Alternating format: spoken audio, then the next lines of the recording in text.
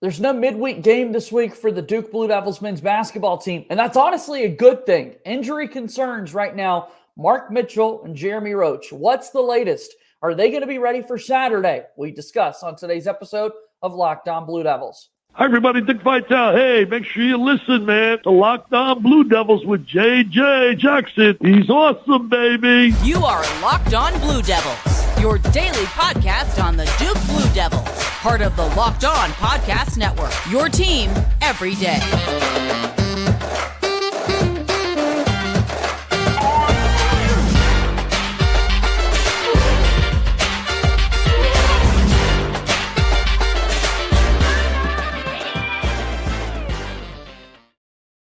Hello, everybody, and welcome into another episode of the Locked On Blue Devils podcast. My name is J.J. Jackson, and it's so great to have you here with us on this Wednesday, January 17th, 2024. Excited to be talking about everything going on in the life of Duke athletics. Locked On Blue Devils, of course, touches on the men's basketball program heavily and then focuses on some other sports from time to time as well. If you have not done so already, please be sure to follow and subscribe to Locked On Blue Devils for free, wherever it is that you get your podcasts.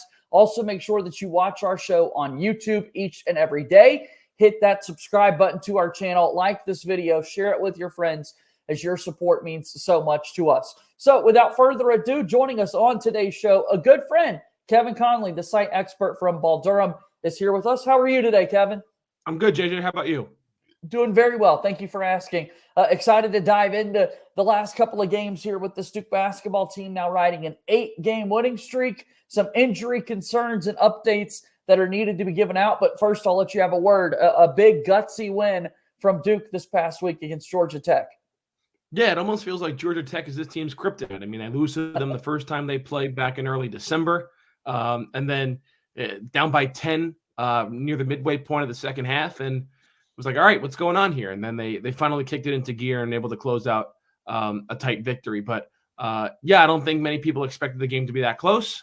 For them, it was. And at least they were able to pull it out this time, unlike a couple of weeks ago down in Atlanta. No kidding. Yeah, a good win for Duke over the weekend in that second half. The comeback that they were able to put together, Tyrese Proctor hitting 3 straight 3-point shots, really separating themselves. Big minutes from Ryan Young down the stretch for that Duke basketball team. But there's got to be a little bit of injury concerns for this Duke team in regards to Mark Mitchell, who did not play against Georgia Tech. And then we saw Jeremy Roach hobbled throughout the second half. John Shire spoke on the ACC teleconference earlier in the week, said imaging was done for Jeremy Roach. He's day-to-day, kind of the same boat for Mark Mitchell. Although, as we discussed with Brendan Marks of The Athletic on yesterday's podcast, if you did not listen, please go back. You had a lot of good stats and notes. There's a lot of chatter around the program that maybe this is going to be a couple of games that Mark Mitchell has to miss for the Duke basketball team. And that would be quite an obstacle for this team to overcome. It would be. Yeah, certainly when the injury news first came out, you don't want to buy into that aspect of, well, they're playing Georgia Tech at home. They should be able to beat them without Mark Mitchell, and then they'll have a week off and see where things come Saturday night. You don't want to really buy into that. Sometimes it does unfortunately happen, or teams err on that side of caution. But obviously, you said at the top of the show that this bye week comes at the perfect time for Duke not playing for 7 days in between Saturday and Saturday. And then you look at the rest of the schedule right now, these next couple of weeks. Pittsburgh at home on Saturday, which you just absolutely dismantled in Pittsburgh last week. Then you go to Louisville, who's in shambles. Obviously, they have been ever since they hired Kenny Payne. And then Clemson, a team that feels like they're probably going to need the game in Cameron to try and jumpstart their NCAA tournament hopes after being ranked for a little bit. You fall to North Carolina, then they fell to Virginia Tech, I believe. So that's the following Saturday. So not a lot of games for Duke in these next 2 weeks, which is a good thing. When you look after the game against Georgia Tech, they only play 3 games in between the next 2 weeks. So certainly, I guess that bodes well for them with Mark Mitchell's injury. Yeah, I mean, there's never a good time to be hurt and injured and that sort of thing. But to your point, maybe this is the best time for this to take place. As we've often said, adversity is always going to hit a basketball team or really a sports team in general year after year after year. It's how do you navigate that? How does your team kind of respond and that sort of thing. And last year, the Mark Mitchell injury came at the most inopportune time with the postseason game. Now it's a little bit earlier in the season. It's giving Duke the offensive flexibility to play with those 4-guard lineups when Mitchell is not out there. And then there's also the caveat here, Kevin, that, maybe this Duke team's being a little quiet about his recovery. It's only Wednesday, still a ways to go until the game on Saturday. And before you know it, maybe Mark Mitchell is feeling up to playing for Duke.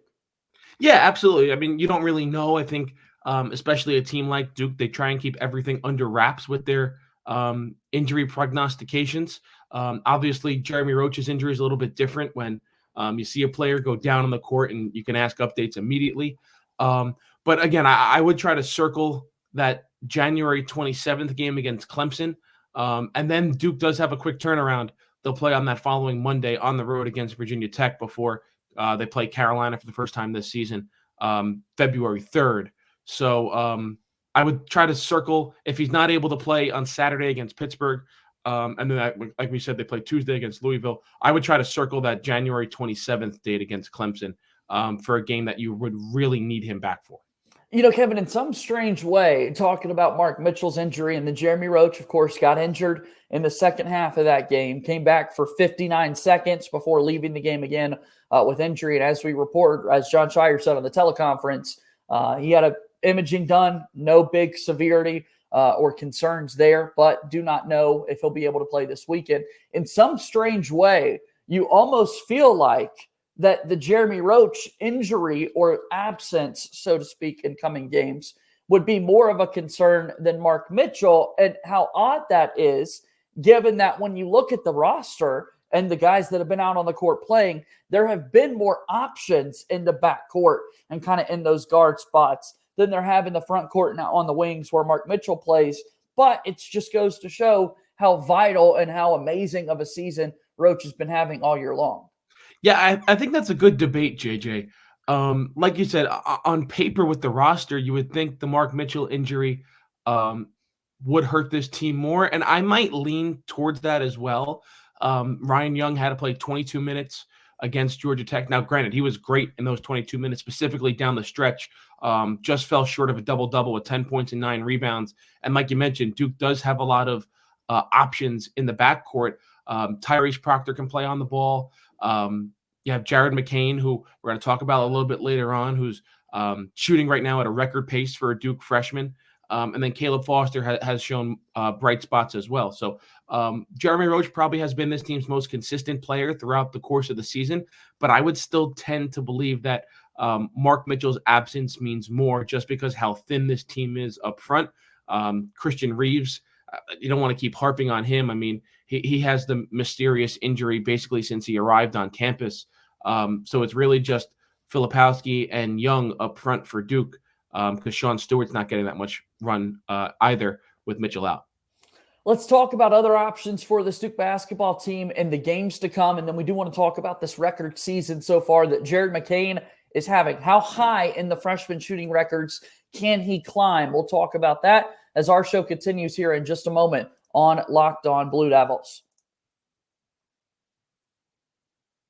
Locked On Blue Devils here today is brought to you by our friends over at LinkedIn. As the new year gets going here in 2024, every small business owner is asking themselves the same question. What's the one move that I can make that'll take my business to the next level in 2024? LinkedIn Jobs knows that your success all depends on the team you surround yourself with. That's why LinkedIn Jobs has created the tools to help find the right professionals for your team faster and for free. LinkedIn isn't just another job board. LinkedIn has a vast network of more than 1 billion professionals, which makes it the best place to hire. Hiring is easy when you have that many quality candidates. So easy, in fact, that 86% of small businesses get a qualified candidate within 24 hours. It's why small businesses rate LinkedIn Jobs #1 in delivering quality hires versus leading competitors. LinkedIn also knows that small businesses are wearing so many hats and might not have the time or resources to hire. Thankfully, with LinkedIn, the process is intuitive, quick, and easy. Post your job for free at linkedin.com/lockedoncollege. That's linkedin.com/lockedoncollege to post your job for free. Terms and conditions apply. Let's move forward here on today's episode of Locked On Blue Devils. JJ Jackson alongside my friend Kevin Connelly, the site expert for Ball Durham. Do us a favor, promote balldurham.com, please, Kevin. Well, you said it. It's balldurham.com. We have everything you could possibly want on Duke athletics, specifically Duke basketball. And then you can follow us on Twitter at ball_Durham. So, we're on top of everything Duke basketball, from on the court, off the court, recruiting, NBA, and then obviously other thing Duke athletics as well. So come give us a read over at balldurham.com. We've been talking a lot about streaks that the Duke basketball team and individual players have been on. Of course, it's a big 8-game winning streak for the Blue Devils. We've talked about the Jeremy Roach scoring numbers. It's now like 8 of his last 10 games. He has scored at least 17 points from the floor for Duke. But it's a freshman in particular who's been shooting the lights out of the basketball as of late. Fittingly, we're doing this, and ironically, I should say, against Georgia Tech. Jared McCain's not the greatest shooting performance. But nonetheless, going into this past game, Jared McCain had knocked down at least 2 3-point shots in 7 consecutive games. And in a lot of ways, you look at that winning streak for Duke basketball, his shooting ability and putting himself in a spot to be an offensive threat has coincided with Duke's winning streak. It's funny. It's like it's been bookended by Georgia Tech. He was 0 for 3 against Georgia Tech when they lost in December, and he was 0 for 3 on Saturday when Duke beat them. But in between those 7 games that you mentioned, he's probably been the best shooter in the country. So, it's been fun to watch.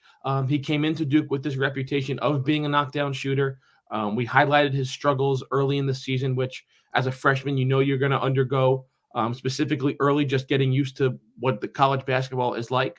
But now, his role might even be elevated more so if Jeremy Roach is sidelined for a period of time with his knee injury. But you can't say anything else more positive about Jared McCain. He's shooting from anywhere on the floor. Teams have to pick him up just about when he crosses half court. And we're starting to see him put the ball on the deck a little bit more and get to the rim. So I think the sky is still the limit for Jared McCain, and you're even starting to see his name pop up now on NBA mock drafts. I don't think a lot of people thought he was going to be a one-and-done coming into the season, but right now it turns out that he very well could be if he keeps shooting at this pace.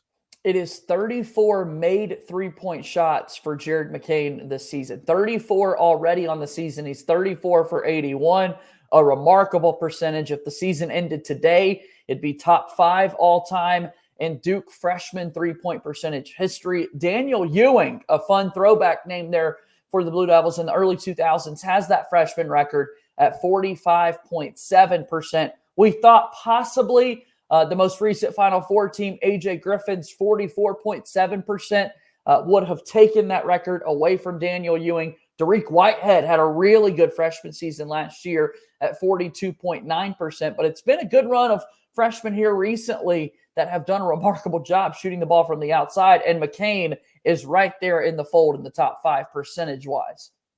Yeah, and he complements this team perfectly when everybody's healthy.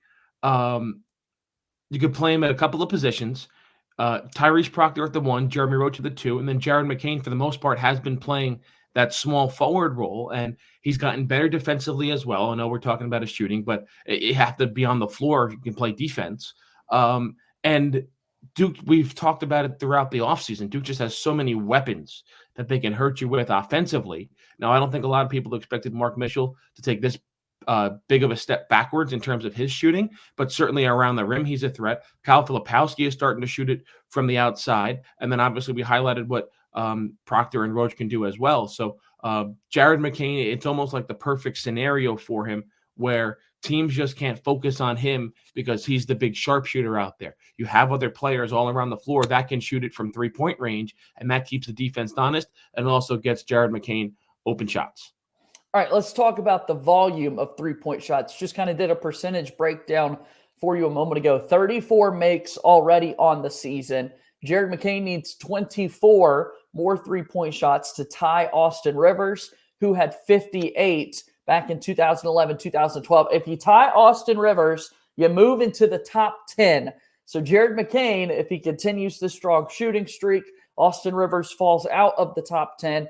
But the all-time record holder for 3-point makes in a season Let's go back to Gary Trent Jr. in 2017-2018 season when he hit 97 three-point shots as a freshman, and he broke Duke's all-time three-point record holder and all-time leading scorer, J.J. Redick, who had 95 three-point shots as a freshman. So a little bit of a ways to go for Jared McCain, but I think it's pretty safe to say if he stays healthy the rest of the way, he's absolutely going to move into the top 10 in freshman three-point shot makes.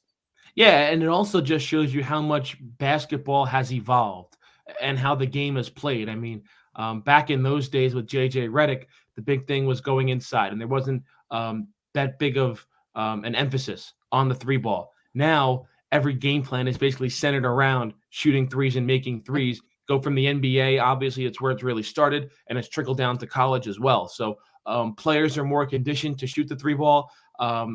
Teams want to have, or players want to shoot the three ball 1 through 5 because they know if a big man can shoot threes in the NBA, he's going to be valued even more. So it's certainly great for Jared McCain to be near the likes of players like that in Duke history, but also shows how much the game has evolved since J.J. Redick has been at Duke.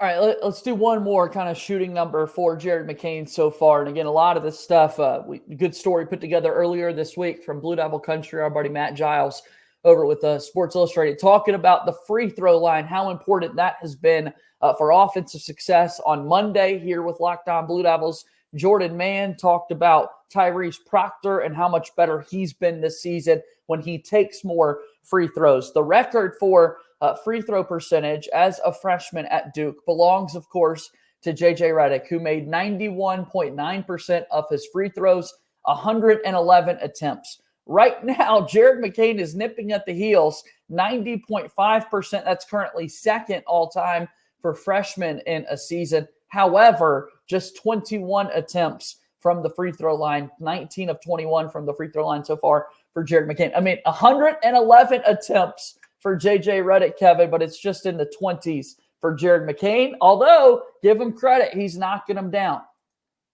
Yeah, and going back to the evolution of the game. So things were a lot more physical when J.J. Redick was there, and especially for how good of a three-point shooter he was. Teams were in his grill and then fouling him a lot more.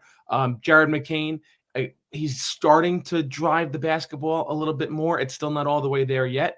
So that's why he doesn't have as many free throw attempts as J.J. Redick. McCain's mostly out on the perimeter, and teams really aren't fouling him as much. But like you said, for Tyrese Proctor, he's starting to get downhill more, and he's such a great free throw shooter. You want him at the line. And what's the easiest way to score points in basketball? At the free throw line. And that's where games can be won or lost.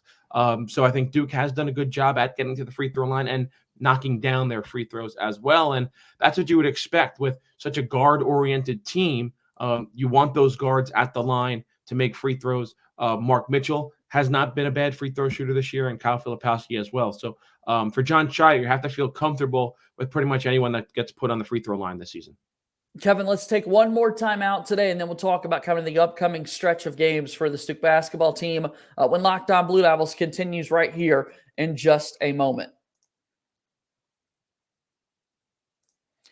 Locked On Blue Devils here today is brought to you by our friends over at Jase Medical. I know that we come to sports to escape from some of the crazy realities of real life, but can we talk for just a minute about preparing for real life? According to the FDA, pharmacies are running out of antibiotics like amoxicillin right in the middle of the worst flu season in over a decade. This is quite scary. I can't imagine the helpless feeling of not having access to those prescriptions. Thankfully, we will be okay because of Jase Medical. The Jase case is a pack of 5 different antibiotics to treat a long list of bacterial illnesses like UTIs, respiratory infections, skin infections, and so much more. This stuff could happen to any of us. Visit jasemedical.com and complete your physician encounter. It'll be reviewed by a board-certified physician, and your medications will be dispensed by a licensed pharmacy at a fraction of the regular cost. It's never been more important to be prepared than today. Go to jasemedical.com and use offer code LOCKEDON to get $20 off your order. Again, go to jasemedical.com. It's offer code LOCKEDON to get $20 off your order. Locked On Blue Devils is also brought to you by our friends over at FanDuel. FanDuel, of course, is America's #1 sports book. We're in the heart of the NFL playoffs. We've got the divisional round coming up this weekend, and it is the best time to get in on the action with FanDuel. New customers get $150 in bonus bets guaranteed when you place a $5 bet. That's $150 in bonus bets, win or lose. The app is so easy to use and so many different ways to bet, like live, same-game parlays. You can find bets in the new Explore Hub. You can make parlays in the Parlay Hub and so much more. So go ahead and visit FanDuel.com/lockedon and make your first bet a layup. Again, FanDuel.com/lockedon. Make every moment more. FanDuel is an official partner of the NFL and the Locked On Podcast Network. Moving forward here on today's episode of Locked On Blue Devils alongside Kevin Connelly, I'm JJ Jackson. All right, so if you're watching us here on YouTube, as we do throughout the week, we'll throw across that upcoming schedule for Duke men's basketball as it scrolls across the bottom. For those listening to us, a home game against Pitt on Saturday, next Tuesday, January 23rd at Louisville, Saturday, January 27th against Clemson, a quick turnaround for Monday, January 29th at Virginia Tech, and then we're into the month of February on the 3rd, Saturday the 3rd at UNC to take on the North Carolina Tar Heels. That is the next 5 for Duke. 100 Pitt on Saturday. Then we've got Louisville on Tuesday, Clemson at home, at Virginia Tech, and then at UNC. What do you make of this upcoming stretch? Well, next 2 games are against the ACC bottom feeders. Let's be honest, Pittsburgh and Louisville. Pittsburgh, you just absolutely destroyed. I think the final margin was 22. It was a lot more than that. Felt like the team was up by about 50 early stages of the second half. So they come back to Cameron. Jeff Capel returns once again. Pitt just has not been playing well, just lost at home to Syracuse. Now they come back down to Durham. Obviously, teams get amped to play in Cameron, but I think Duke should win this game. Might be a little bit more challenging depending on the statuses of Mark Mitchell and Jeremy Roach. And the same thing for Louisville. Louisville's a team in absolute disarray right now. Can't imagine Kenny Payne lasts much longer after this season. So it feels like these next 2 games, Duke should be able to push their winning streak to 10 straight games. Then you get Clemson coming home. Clemson, as we mentioned earlier in the show, a team that's looking for a signature victory. They came into ACC play ranked, losing to North Carolina. I think they just lost to Virginia Tech. So this is a Clemson team who I always will not believe in. You just don't get the feeling that this Clemson team, it's not a basketball team. Now they do have good players, don't get me wrong, but you look at their record in ACC play, and I think they're 1-5 with their only win coming at home against Boston College. Those lost in double overtime yesterday to Georgia Tech. So maybe the Yellow Jackets are playing a little bit better basketball. And then we know what Castle Coliseum does to this Duke team. It's a house of horrors. That's the game where I really think you need a healthy Mark Mitchell and Jeremy Roach back at 100%. And nothing more needs to be said about what comes February 3rd with a trip down to the Dean Dome in Chapel Hill. No doubt about that. A big game coming up February 3rd, Duke and North Carolina. Talked about it a little bit with Brendan Marks of The Athletic on yesterday's show, how fitting it is. North Carolina, after missing the NCAA tournament last year, playing like one of the best teams in the entire country. Defensively, they are right there at the top, one of the absolute best in the country. So still a ways to go, 4 games until that takes place. But look, we're Duke basketball fans. The Duke-UNC rivalry is talked about year-round, and I think we're really starting to get more and more excited about these matchups this year because, my goodness, they're going to be pretty epic, I think. Yeah, they are. And like you said, North Carolina is playing like one of the best teams in the country. Hubert Davis has done a really good job with this team of really flipping the roster and handing it to RJ Davis with Caleb Love going to Arizona, and I felt like he needed a change of scenery too. Armando Bacot, still a force down low for the Tar Heels, and then their supporting pieces have all been really strong as well this season. So if both teams stay on their trajectory, seems like this is going to be a top 10, maybe even a top 5 matchup when we get there in about 2.5 weeks. Let's see how it all unfolds. We'll be following along and watching these games, and Kevin, you'll be with us each step of the way. One more time, give us a plug for Ball Durham, if you will. So you can read us at balldurham.com. Follow us on Twitter at @ball_Durham. Thank you so much, Kevin. We'll do this again sometime soon, okay? Can't wait, JJ. All right, that's Kevin Connelly joining us here on today's episode of Locked On Blue Devils. Excited to talk to him again next week. That'll do it for our show here today. Please make sure that you subscribe to our YouTube channel, like this video, share it with your friends, follow us on social media at LO_Blue Devils, and leave us a 5-star rating and written review. That'll do it for today's show. As always, go Duke. I'll talk to you tomorrow. My name is JJ Jackson. Thank you and good day.